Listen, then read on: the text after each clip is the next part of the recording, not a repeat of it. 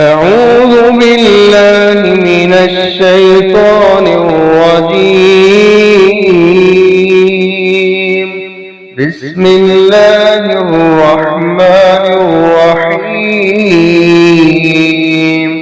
فويل للذين يكتبون الكتاب بأيديهم ثم يقولون هذا من عند الله ليشتروا به ثمنا قليلا وويل لهم مما كتبت أيديهم وويل لهم مما يكسبون.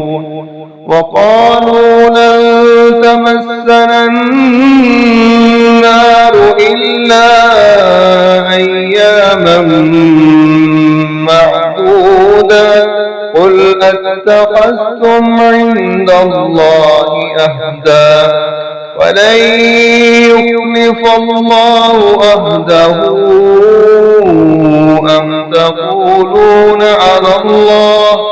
أم تقولون على الله ما لا تعلمون.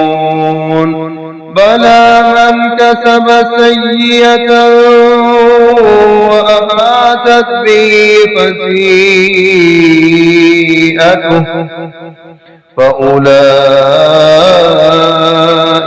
أصحاب النار هم فيها خالدون. والذين آمنوا وعملوا الصالحات أولئك أصحاب الجنة. والذين آمنوا وعملوا الصالحات أولئك أصحاب الجنة هم فيها خالدون.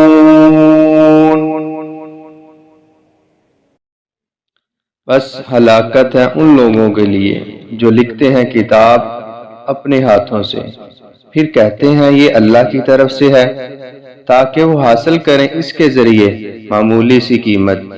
बस हलाकत है उनके लिए इस वजह से जो लिखा उनके हाथों ने, और हलाकत है उनके लिए इस वजह से जो वो कमाते हैं। और वो कहते हैं हरगिज नहीं छुएगी हमें आग मगर चंद दिन गिनती के। कह दो क्या तुमने ले रखा है अल्लाह से कोई वादा, तो हरगिज नहीं खिलाफ करेगा अल्लाह अपने वादे के। या तुम अल्लाह के बारे में कहते हो वो बातें जो तुम नहीं जानते।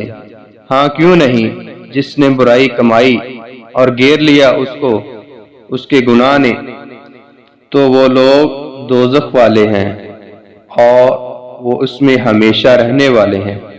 और वो लोग जो ईमान लाए और नेक अमाल किए तो वो लोग जन्नत वाले हैं, वो इसमें हमेशा रहने वाले हैं।